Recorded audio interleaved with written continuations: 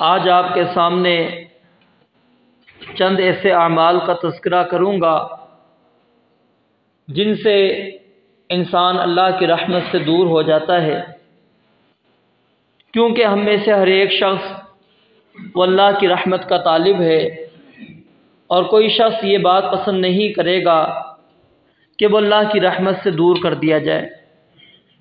تو اس لیے اختصار کے ساتھ چند اعمال کا میں ذکر کروں گا، اور ہم نے اپنا جائزہ بھی لینا ہے کہ اگر ہمارے اندر وہ اعمال موجود ہیں تو ہم ان اعمال کو ترک کر کے اللہ کی رحمت کے مستحق بن جائیں، اور اگر ہم نے ان اعمال کو ترک نہ کیا، وہ اعمال سر انجام دیتے رہے، تو پھر ہم اللہ کی رحمت سے دور رہیں گے۔ اور جو بندہ اللہ کی رحمت سے دور ہوا، نہ وہ دنیا میں کامیاب ہوگا، نہ ہی آخرت میں کامیاب ہوگا۔ دنیا اور آخرت کی کامیابی صرف اللہ رب العالمین کی رحمت کی بنیاد پر ہے۔ جس بندے پر دنیا اور آخرت میں اللہ کی رحمت ہوگی، وہی بندہ دنیا میں بھی کامیاب ہے، آخرت میں بھی کامیاب ہے۔ تو اب میں آپ کے سامنے ان اعمال میں سے چند اعمال کا ذکر کرتا ہوں کہ جن سے انسان اللہ کی رحمت سے دور ہو جاتا ہے۔ ان میں سب سے بنیادی چیز شرک ہے۔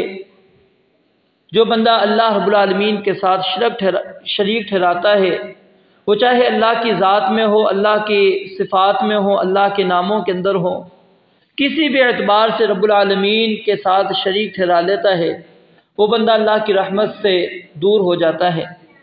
اسی طرح وہ شخص جو اللہ کی کتاب میں اضافہ کرتا ہے، اللہ کی کتاب میں اضافہ کرنے سے مراد کیا ہے؟ جو دین اسلام نے احکامات ہمیں صادر کیے، ان احکامات کے اندر بندہ اضافہ کر لیتا ہے، اس کے مفہوم کے اندر اضافہ کر لیتا ہے، کسی آیت کا کسی حدیث سے کوئی ایسا مسئلہ اخذ کرتا ہے، نکالتا ہے، جو اس آیت اور اس حدیث سے وہ مسئلہ نہیں نکلتا، یہ دین اسلام میں اضافہ ہے۔ تو دین اسلام میں اللہ کی کتاب میں اضافہ کرنے والا شخص، ایسا شخص بھی اللہ کی رحمت سے دور ہو جاتا ہے۔ اور اسی طرح وہ انسان جو تقدیر کا انکار کر دیتا ہے، تقدیر پر ایمان نہیں لاتا، کیونکہ ایمانیات میں سے ہے تقدیر پر ایمان لانا اور تقدیر کا انکار کر لینا۔ یہ انسان کو اللہ کی رحمت سے دور کر دیتا ہے، لعنت کا مستحق بنا دیتا ہے۔ اور اسی طرح رسول مکرم صلی اللہ علیہ وآلہ وسلم کی معصیت کرنا، آپ کی نافرمانی کرنا، نبی علیہ الصلوۃ کی اطاعت اللہ تعالیٰ کی اطاعت ہے، آپ کی نافرمانی اللہ کی نافرمانی ہے۔ تو جو بندہ اللہ کے رسول علیہ الصلوۃ کی نافرمانی کرے گا، وہ کس طرح اللہ کی رحمت کا مستحق ٹھہر سکتا ہے، مستحق قرار دیا جا سکتا ہے؟ اسی طرح وہ انسان جو اعمال کو سر انجام دیتا ہے، لیکن ان اعمال کی ادائیگی کے اندر سنت کو چھوڑ دیتا ہے، سنت مسنون عمل کو چھوڑ دیتا ہے۔ جب سنت کو آپ چھوڑ دیں گے تو یہ عمل بھی انسان کو اللہ کی رحمت سے دور کر دیتا ہے، اللہ کی لعنت کا مستحق بنا دیتا ہے۔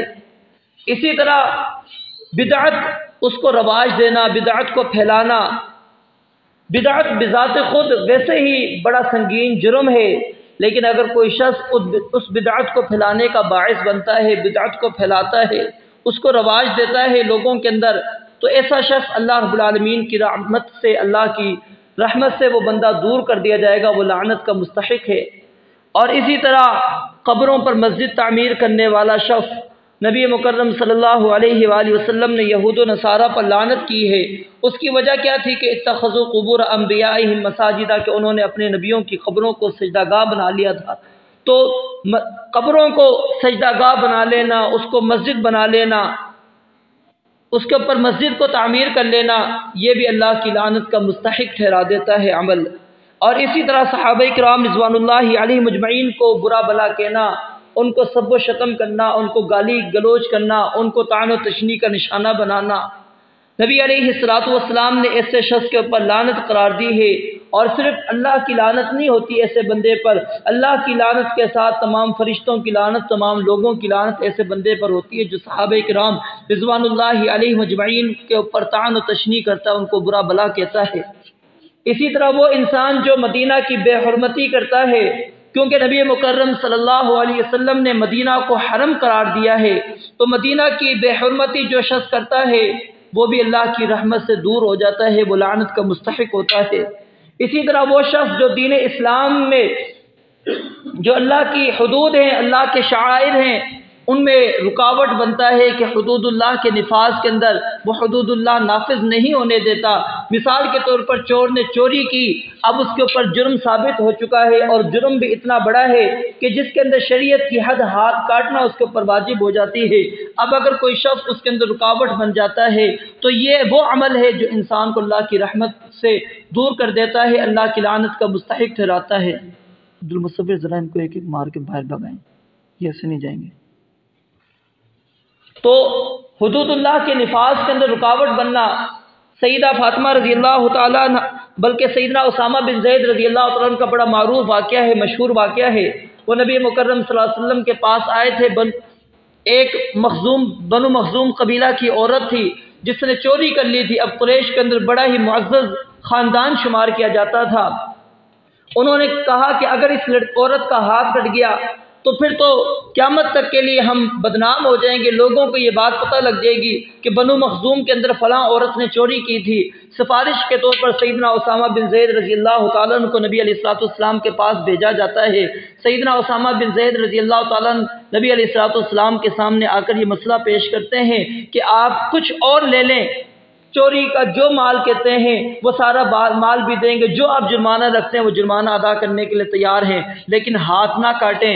نبی مکرم صلی اللہ علیہ وسلم نے اس موقع پر کیا بات بیان فرمائی تھی؟ اللہ کی قسم کھا کے فرمایا تھا کہ یہ تو فاطمہ مخزوم قبیلہ کی عورت ہے، اگر فاطمہ بنت محمد صلی اللہ علیہ وسلم بھی ہوتی اور وہ چوری کرتی اور اس کے اوپر چوری ثابت ہو جاتی، لقطعت یداہا، تو میں محمد علیہ الصلوۃ والسلام اس کا ہاتھ بھی کاٹ دیتا۔ تو حدود اللہ کے نفاذ کے اندر جو بندہ رکاوٹ بن جائے گا، جو بندہ کہتا ہے کہ یہ حدود جو ہے شریعت کی، ہاتھ کاٹ لینا، زانی کو سنسار کر دینا، یہ کیا نام ہے، دہشت گردی ہے، یہ وحشت ناک سزائیں ہیں، ایسا شخص اللہ کی حدود کے اندر رکاوٹ بنتا ہے اور ایسا بندہ اللہ کی رحمت سے دور ہو جاتا ہے، اور جب بندہ اللہ کی رحمت سے دور ہوگا تو وہ لعنت کا مستحق ہو جائے گا۔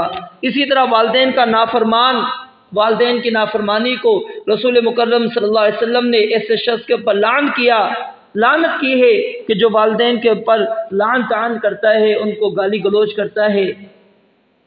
اسی طرح قطع رحمی کرنے والا شخص، تعلقات کو توڑنے والا، رشتہ داریوں کو توڑنے والا، اس کے بارے میں قرآن کریم کے اندر الفاظ موجود ہیں اور اللہ رب العالمین نے ایسے لوگوں پر لعنت کی ہے۔ اسی طرح جو لوگوں میں بلا وجہ دوری پیدا کرنے کی کوشش کرتا ہے، کوئی سبب نہیں ہے، جھوٹ بول کر ان کے درمیان میں اختلاف پیدا کرتا ہے، ان کے درمیان میں دوریاں ڈالنے کی کوشش کرتا ہے، ایسا شخص بھی اللہ کی لعنت کا مستحق ہے۔ اور اسی طرح بیوی سے خلاف فطرت جو عمل کرتا ہے، جو یعنی شریعت نے جس کو حرام قرار دیا گیا ہے اس طرح اس کے ساتھ اگر وہ تعلق کو قائم کرتا ہے تو ایسا شخص بھی اللہ کی لعنت کا مستحق ہے۔ اور اسی طرح جب مینسز ہوتے ہیں، ماہواری ہوتی ہے، اس وقت اسلام نے پابندی لگا دی ہوتی ہے کہ اس دوران تعلق قائم نہیں کرنا، لیکن اگر کوئی شخص اس دوران تعلق قائم کرتا ہے تو نبی علیہ الصلوۃ والسلام نے ایسے شخص کے اوپر لعنت کی ہے اور یہ بندہ اللہ کی رحمت سے دور ہو جاتا ہے۔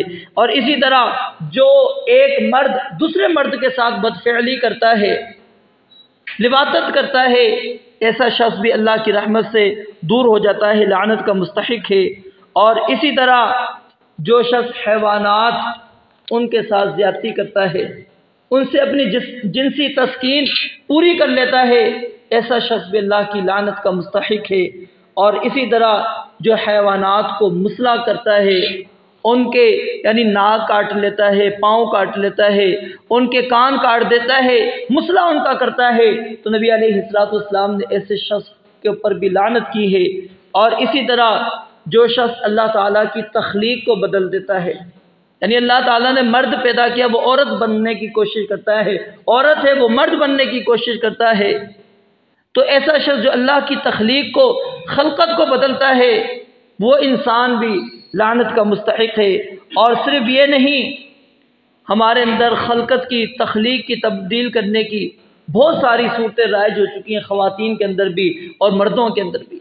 یہ داڑھی کاٹنا، یہ خلقت کو بدلنا ہے، تخلیق کو بدلنا ہے۔ اللہ نے داڑھی اگائی ہے، میں اس کو تراشتا جاتا ہوں، کاٹتا چلا جاتا ہوں، میں اس کے اوپر بلیڈ پہ بلیڈ پھیرتا چلا جاتا ہوں، کیا میں اللہ کی تخلیق کو نہیں بدل رہا؟ اللہ نے میرے بال نکالے ہیں، میں بالوں کو ختم کر رہا ہے۔ عورتیں کیا ہیں، وہ اپنے دانتوں کے اندر حسن پیدا کرنے کے لیے، خوبصورتی پیدا کرنے کے لیے اس کے درمیان میں چھید کروا لیتی ہیں، فاصلہ کر لیتی ہیں، یا پھر مرد عورتوں کی مشابہت اختیار کر لیتے ہیں، عورت مردوں کی مشابہت اختیار کر لیتی ہیں لباسوں کے اندر، ان کے معاملات کے اندر۔ تو اللہ کی تخلیق کو تبدیل کرنا، جنس کو تبدیل کر لینا، تخلیق کو تبدیل کر لینا، یہ شخص بھی اللہ کی لعنت کا مستحق ہوتا ہے۔ اور اسی طرح اسی ضمن میں بات میں نے کر دی کہ مرد و زن کی آپس میں مشابہت اختیار کرنا، کہ عورت مرد کی مشابہت اختیار کر لے اور مرد عورت کی مشابہت۔ آج شلوار ٹخنوں کی کس کی نیچے ہے؟ ہماری نیچے ہے، مردوں کی۔ اور شلوار کس کی ٹخنوں سے اوپر ہے؟ عورتوں کے اوپر ہے۔ اسلام نے مرد کو کہا تھا اوپر رکھنی ہے، عورت کو کہا تھا نیچے رکھنی ہے۔ عورت نے اوپر کر لی، مرد نے نیچے کر لی، الٹ ہم چل پڑے۔ کیا یہ الٹ نہیں ہے؟ اسلام نے کہا تھا ایک ہاتھ جو ہے پاؤں سے آپ نے اپنے کیا نام ہے کپڑے کو لمبا کرنا ہے، آج چھوٹے سے چھوٹا ہوتا چلا جا رہا ہے۔ بازو کتنے تنگ ہوتے چلے جا رہے ہیں۔ پھر لباس کے اندر تنگی مردوں کے اندر بھی ہے، عورتوں کے اندر بھی ہے۔ یہ ہم نے ایک دوسرے کی مشابہت اختیار کرنا شروع کر دی۔ مرد عورت بننے کو ہو رہا ہے اور عورت مرد بننے کے لیے تیار ہے۔ تو ایسا شخص جو مردوں کی مشابہت اختیار کرتا ہے، یا ایسا مرد جو عورتوں کی مشابہت اختیار کرتا ہے، اور ایسی عورت جو مردوں کی مشابہت اختیار کرتی ہے، ان کو بچنا چاہیے۔ نبی علیہ الصلوۃ والسلام نے ایسے عورتوں پر، ایسی مردوں پر لعنت کی ہے، وہ لعنت کے مستحق ہیں۔ اور جب بندہ لعنت کا مستحق ہو جائے گا، پھر نہ وہ دنیا میں کامیاب ہے، نہ ہی آخرت کے اندر کامیاب ہے۔ اور اسی طرح حق زوجیت سے انکار کرنا، بیوی وہ مرد سے شوہر سے تعلق قائم نہیں کرتی، انکار کر دیتی ہے، اس کو بھگا دیتی ہے۔ اب کیا ہے، اس کی وجہ سے ظاہر ہے پھر وہ بندہ مرد ہو سکتا ہے گناہ کے اندر چلا جائے، نافرمانی کے اندر، وہ بدکاری کے اندر چلا جائے۔ تو اس وجہ سے ایسی عورت کے اوپر نبی علیہ الصلوۃ والسلام نے لعنت کی۔ اور اسی طرح حلالہ کرنا اور کرانا، جب ہمارے ہاں طلاق ہو جاتی ہے، اب ہم غلطی کر بیٹھتے ہیں، پھر کیا کرتے ہیں، اس کا حل تلاش کرتے ہیں۔ جب جاتے ہیں بتلایا جاتا ہے کہ جی حلالہ کروانا ہوگا، اور حلالہ پھر ہم کرواتے ہیں۔ نبی علیہ الصلوۃ والسلام نے کیا ہے، لعنت کی ہے، فرمایا لعنت ہے ایسے بندے کے اوپر، المحلل والمحلل لہ، وہ شخص جو حلالہ کرنے والا ہے اور جس کے لیے حلالہ کروایا جا رہا ہے، کیونکہ یہ بدکاری ہے، بے حیائی ہے، یہ وہی زنا ہے جس کی حرمت قرآن و حدیث کے اندر موجود ہے۔ آپ اس کو حلالے کے نام پر جائز اور قرار دے دیں کہ ایک رات عورت کسی کے پاس چلی جائے نکاح کے ساتھ، اس کے ساتھ سلا دیں، اس کے بعد پھر کہیں کہ اگلے دن تو اس کو طلاق دے دے، پھر وہ پہلے خاوند کے پاس آ جائے۔ اور پھر ایسے جن لوگوں نے یہ کام شریعت کے مخالفت والے کیے، اللہ تعالیٰ نے ان کو عبرت کا نشان بھی بنایا۔ جب طلاق دے دی غلطی مرد کی، جب حلالے کے لیے اس کا نکاح کسی اور سے کروایا گیا، تو عورتوں نے پھر کیا کہا، جس سے اب میرا نکاح ہو گیا، اب میں دوبارہ تیرے پاس آنے والی نہیں، میں بے حیا اور بدکارہ نہیں ہوں کہ ایک رات 2 رات اس کے پاس لے کر اب دوبارہ تیرے پاس آؤں، یہی میرا خاوند شوہر ہے، میں اس کے ساتھ زندگی بسر کروں گی۔ اب بندہ پھر کیا ہے، مارے پھرتا ہے، پھر کہتا ہے جی بیوی بھی مولوی صاحب نے چھین لی۔ مولوی صاحب نے کیا چھینی؟ تم نے خود اس کے حوالے کی ہے، تم نے نکاح پڑھوا کر اس کے حوالے کروا دی، پھر کہتے ہو مولوی صاحب نے بیوی چھین لی ہم سے۔ جب شریعت کی مخالفت میں جائیں گے تو اللہ کی رحمت کہاں آئے گی، پھر اللہ کی لعنت ہی آئے گی نا۔ تو یہ حلالہ کرنا، حلالہ کروانا، نبی مکرم صلی اللہ علیہ وسلم نے اس عمل پر لعنت کی ہے۔ اور اسی طرح جو بندہ سودی کاروبار کرتا ہے، سودی معاملات کرتا ہے، کسی کو قرض دیتا ہے، سود پر دیتا ہے، معاملہ کرتا ہے، کوئی چیز خرید و فروخت کرتا ہے، سود کے اوپر ہے، یعنی ہر معاملہ اس کا وہ سودی معاملہ ہے، ایسا بندہ بھی اللہ کی لعنت کا مستحق ہے، اللہ کی رحمت سے دور ہو جاتا ہے۔ اللہ رب العالمین احل اللہ البیع وحرم الربا، سود کو حرام کر دیا اور تجارت کو اللہ تعالیٰ نے حلال قرار دیا ہے۔ تجارت میں کیونکہ نفع ہوتا ہے، نفع وہ انسان رکھتا ہے، اسلام نے اجازت دی ہے، لیکن سود کے اندر دوسرے بندے کی مجبوری سے فائدہ اٹھایا جاتا ہے۔ اب پتہ ہے میرے پاس پیسے نہیں ہیں، میں چیز لینے گیا ہوں، چیز 10 روپے کی ہے، مجھے پتہ بھی اس وقت میری جیب میں 10 روپے نہیں، آپ کہتے ہیں میں دوں گا، چاہیے آپ 2 مہینے بعد دے دینا، لیکن 15 روپے آپ سے واپس لوں گا۔ کیا یہ میری مجبوری سے فائدہ نہیں اٹھایا جا رہا؟ یہ جو قسطوں کے اوپر معاملات ہوتے ہیں کیا ہوتے ہیں؟ یہ سودی نہیں ہے تو کیا چیز ہے کہ ایک کی چیز ہے اس کی قیمت 1000 روپے ہے، جب آپ اس کو ادھار کے اوپر لیتے ہیں، قسط پر لیتے ہیں کہ میں ادائیگی جلدی نہیں کر سکتا، مجھے کچھ مہینوں کے لیے ٹائم دے، پھر وہ کیا کہتا ہے یہی چیز بھائی 2000 کی تمہیں دوں گا، یہ کیا چیز ہے؟ سود نہیں؟ تو یہ سودی معاملات کرنا، کسی کو قرض دیا وقت پر نہیں دیا، اب اس کے اوپر اضافہ کرتے چلے جانا، اس کے اوپر اضافہ لگاتے جانا، بھائی 1 مہینہ ہو گیا، 2 مہینے، 3 مہینے، 6 مہینے اوپر ہو گئے ہیں، لہٰذا ہر مہینے کے لحاظ سے اب اتنی قیمت تم ادا کرو۔ یہ سود اللہ رب العالمین کے ساتھ جنگ ہے۔ فَأَذَنُوا بِحَرْبٍ مِّنَ اللَّهِ وَرَسُولِهِ، اللہ کہتے ہیں اگر تم نے یہ کام نہ کیا، سود سے باز نہ آئے، تو یاد رکھو تم اعلان جنگ کے اندر ہو۔ پاکستان اعلان جنگ کے اندر چل رہا ہے اور ہم کہتے ہیں ہماری معیشت کیوں نہیں مضبوط ہوتی؟ ہم مفلسی کے اندر پڑے جا رہے ہیں، قرضوں پر قرضے ہمارے اوپر چلے جا رہے ہیں۔ بتائیں جب ہم اللہ اور اس کے رسول علیہ الصلوۃ والسلام سے اعلان جنگ کر کے بیٹھے ہو، اللہ کی رحمت سے ہم جب دور ہو، تو کون ہم پر رحمت کرے گا؟ کون ہے اللہ کے علاوہ جو ہم پر رحمت کرنے والا ہے؟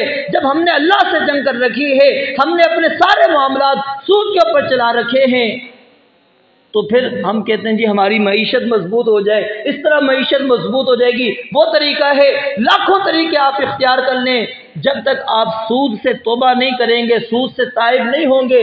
یہ نہیں کہ ایک آدھی اپینے واپس کر لینے سے سود سے توبہ ہو جاتی ہے، نہیں، حقیقی طور پر توبہ کریں، اللہ سے عہد کریں کہ آئندہ ہم حکمران ہیں، حکمران کی حیثیت سے آئندہ پاکستان کسی سے بھی سودی معاملہ نہیں کرے گا، سودی معاملہ نہیں کرے گا، قرضہ سود پہ نہیں لے گا، چاہے ہم بھوکے مر جائیں، ہمیں کھانے پینے کو کچھ نہ ملے، ہمیں ضرورت نہیں کسی کے پیسوں کی۔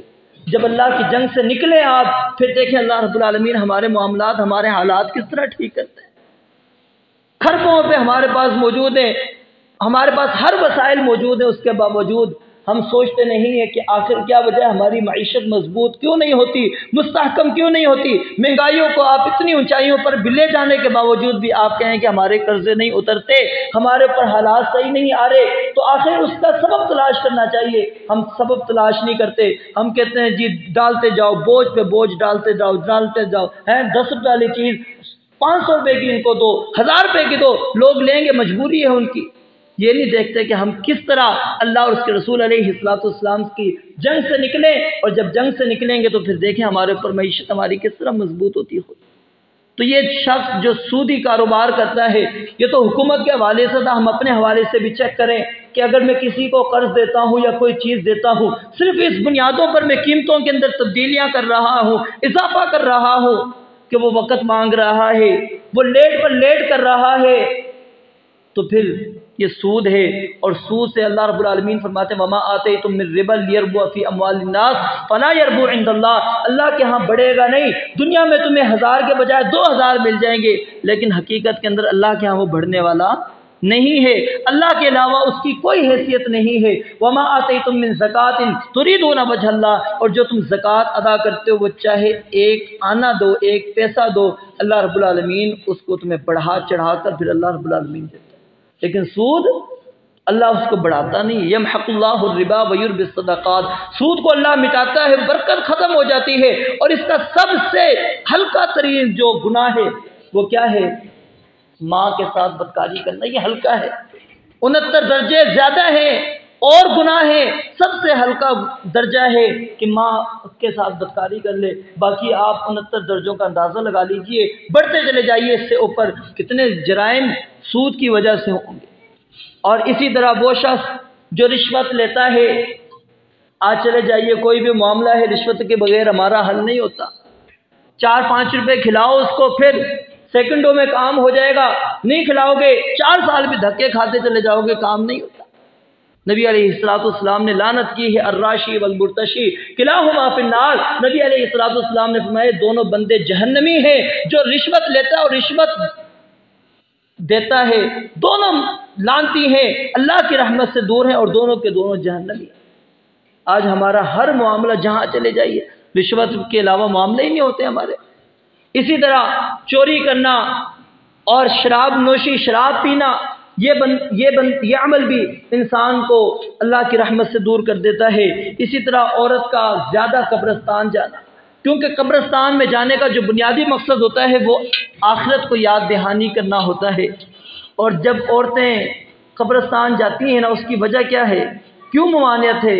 ایک تو وجہ یہ ہے کہ عورتوں کے اندر صبر کم ہوتا ہے، برداشت کم ہوتی ہے، تو وہاں پر جا کر ہو سکتا ہے وہ جزا فضا کرے کہ جی یہ میرے خاوند کی قبر ہے، یہ میرے بیٹے کی قبر ہے، یہ میرے بھائی کی قبر ہے، میرے فلاں کی قبر ہے، تو وہ کیا ہے، نوحہ کرے گی، وہ اپنا سر پیٹے گی، اپنے گریبان کو چاک کرے گی۔ تو یہ اسلام نے نوحے کو حرام کیا، یہ سبب بنے گا اس کا، اس وجہ سے منع کر دیا عورت کو قبرستان نہیں جانا۔ اور دوسری وجہ جو ہمارے ہاں جو ہم مزارات پر جاتے ہیں، کیا یہ آخرت کی یاد دہانی کراتا ہے یا وہاں سے کچھ لینے جاتے ہیں؟ بتائیے، قبرستان کے جانے کا جو بنیادی مقصد تھا وہ کیا آخرت کی یاد تھی۔ اکثروا ذکر حازم اللذات، نبی علیہ الصلوۃ والسلام نے فرمایا کہ جو لذتوں کو توڑنے والی ہے اس کا بہت زیادہ تذکرہ کیا کرو، اس کو یاد کیا کرو، اور وہ کیا ہے، قبرستان ہے، موت ہے۔ موت تمہیں یاد کرائے گی اور تمہاری لذتوں کو ختم کر دے گی۔ آج جب قبرستان ہم جاتے ہیں ہمیں تو عالی شان قبریں نظر آتی ہیں، ٹائلیں لگی ہوئی ہیں، گھر بھی ہمارے ٹائلوں والے نہیں ہوں گے، ہم نے وہ جو مٹی کے نیچے اس کے اوپر اس کو ٹائلیں لگا کر ہم نے کہا آرام سے رہو تم اس میں۔ بتائیے ایسا قبرستان کیا بندے کو عبرت دلائے گا؟ یا وہ قبرستان جب جائیں آپ، کوئی قبر آپ کو دھنسی ہوئی نظر آتی ہے، کوئی الٹی نظر آتی ہے، کس کی کیا کیفیت ہے، جب یہ منظر آپ کے سامنے ہوگا، وحشت ناک منظر جب آپ کے سامنے ہوگا، پھر دلوں پر اثر پڑے گا، پھر موت یاد آئے گی، پھر انسان سوچے گا میں نے بھی ادھر آنا ہے۔ آج جب قبرستان جاتے ہیں نا، میت کے ساتھ چلے جاتے ہیں دفنانے، ہم ہنس رہے بھی ہوتے ہیں، گپے لگا رہے ہوتے ہیں کہ ابھی وقت ہے جو دفنانے والے ہیں وہ میت کو ابھی قبر میں اتار رہے ہیں، ہم گپے لگا رہے ہوتے ہیں۔ کیا وجہ ہے؟ کیوں قبرستان میں بھی جا کے ہمارا دل اتنا مردہ ہو چکا ہے، وہاں بھی ہمیں موت کا ڈر نہیں آتا، خوف نہیں آتا؟ اپنی آنکھ سے ہم قبر کو بھی دیکھ رہے ہوتے ہیں، اپنی آنکھ کے سامنے ہم دیکھ رہے ہوتے ہیں کہ مردے کو قبر میں اتارا جا رہا ہے، اس کے اوپر مٹی ڈالی جا رہی ہے، پھر بھی ہمیں موت کا ڈر اور خوف نہیں آتا۔ یہ موت کا ڈر اور خوف قبرستان سے نکل گیا۔ کیوں؟ کیونکہ قبریں ہم نے شریعت اسلامیہ کے خلاف بنا دی۔ یہ قبرستان وہ قبرستان نہیں رہے ہمارے جو ہمیں موت کی وحشت سے ڈراتے ہو، جو ہمیں قبر کی ہولناکیوں سے ڈرائیں، جو ہمارے سامنے قبر کے منظر کو پیش کر سکیں۔ یہ پیش نہیں کرتے، اس لیے یہی وجہ ہے آپ مزار پہ چلے جائیے، کسی بھی جگہ چلے جائیے، آپ کو وہ کیفیت آپ کے اوپر نہیں آتی، بلکہ بسا اوقات تو آپ مزار پر جاتے ہیں گھر سے زیادہ اچھا محسوس کر رہے ہوتے ہیں، گھر سے زیادہ رونق ملتی ہے نا آپ کو، وہاں پر رونق ملتی ہے، کھانے پینے کی چیزیں ٹھیلے ویلے لگے پڑے، سب کچھ عیاشی لگی پڑی ہے۔ کیا بتائیے وہاں پر آپ جو گئے تھے کس لیے گئے تھے؟ اس بندے کے لیے دعا کرنے گئے تھے، دعا کی یا آپ کھا پی کر آ رہے ہیں، عیش و عشرت کر کر آ رہے ہیں؟ تو وہ قبرستان، وہ قبر جو انسان کو آخرت کی یاد نہ کرائے، تو میرے بھائیو ایسے قبرستان میں نہ جائیں، ہٹ جائیں ایسے قبرستان سے جو آپ کو مزید اللہ کی نافرمانی پر، اللہ کی معصیت کے اوپر لے کر چلا جائے، جو قبر آپ کو اللہ کی رحمت سے مزید دور کرتی چلی جائے۔ تو عورتوں کو کثرت کے ساتھ بار بار قبرستان جانا، بار بار قبرستان جانا، اس کے اندر مزارات بھی ہیں، عام قبرستان بھی ہیں، ان کے اندر عورتوں کو منع کیا گیا۔ اور یہی وجہ ہے کہ جب جنازے کو لے کر جایا جاتا ہے عورتوں کو جنازوں کے پیچھے آنے سے منع کیا گیا، کیونکہ وہ نوحہ کریں گی، وہ چیخیں گی، چلائیں گی، صبر نہیں کر سکیں گی، اس وجہ سے ان کو روکا جاتا ہے۔ اور ہم یہ منظر اپنی آنکھوں کے سامنے دیکھتے ہیں، جب میت گھر سے اٹھائی جاتی ہے کتنا شور شرابہ ہوتا ہے، کتنا شور شرابہ ہوتا ہے، کیا کیفیت ہوتی ہے، جس کا باپ ہوتا ہے، جس کا بھائی ہوتا ہے، وہ کیا کیفیتیں، کیا کیا کلمات اپنی زبان سے نکال دیتی ہیں اس وقت۔ پھر چاہے 5 منٹ کے بعد وہ تھوڑی سی کیفیت تھم جاتی ہے، لیکن اللہ کو تو ہم ناراض کر بیٹھے ہوتے ہیں نا، ہم نے زبان سے ایسے جملے تو ادا کر دیے ہوتے ہیں جو اللہ کی رحمت سے ہمیں دور کر کے چلے گئے۔ تو یہ صبر نہیں ہوتا کہ انسان بعد میں صبر کرے، صبر وہ ہوتا ہے تکلیف پہنچے اس وقت صبر کرے۔ تو میرے بھائیوں یہ چند اعمال میں نے آپ کے سامنے ذکر کیے جو ہم دیکھیں ہمارے معاشرے کے اندر پائے جاتے ہیں کثرت کے ساتھ، اور یہ وہ سارے اعمال ہیں جو انسان کو اللہ کی رحمت سے دور کر دیتے ہیں، لعنت کا مستحق بنا دیتے ہیں۔ اور جس طرح شروع میں نے کہا، جو بندہ اللہ کی رحمت سے دور ہو گیا وہ بندہ دنیا میں بھی ناکام ہے، آخرت میں بھی ناکام ہے۔ دنیا کی اور آخرت کی کامیابی اگر ہے تو صرف اللہ کی رحمت کے ساتھ ہے۔ صحابہ کرام نے نبی علیہ الصلوۃ والسلام سے سوال کیا تھا کہ آپ بھی عمل کی بنیاد پر جنت میں نہیں جائیں گے؟ فرمایا کہ ہاں، میرا عمل بھی مجھے جنت میں لے کر نہیں جائے گا، صرف اللہ کی رحمت ہوگی، اس رحمت کی بنیاد کے اوپر میں جنت کے اندر جاؤں گا۔ جب رسول مکرم صلی اللہ علیہ وسلم اپنے عمل کی بنیاد پر جنت میں نہیں جاتے تو آج میں اپنے عمل پر کیسے اعتماد اور بھروسہ کر کے بیٹھ چکا ہوتا ہوں کہ میرا عمل، یہ میری نماز، میرا روزہ، میری زکوٰۃ، میرا قرآن کی تلاوت کرنا، میرا یہ ذکر کرنا، میرا یہ فلاں عمل مجھے جنت کے اندر لے جائے گا۔ میں کیسے اپنے اوپر یقین کر لیتا ہوں؟ ہمیں ہمیشہ اللہ کی رحمت کا سوال کرنا چاہیے۔ دنیا کے اندر بھی آپ کو کامیابی ملے گی، آخرت میں بھی۔ جب تک اللہ کی رحمت نہیں، اس وقت تک نہ دنیا میں کامیابی نہ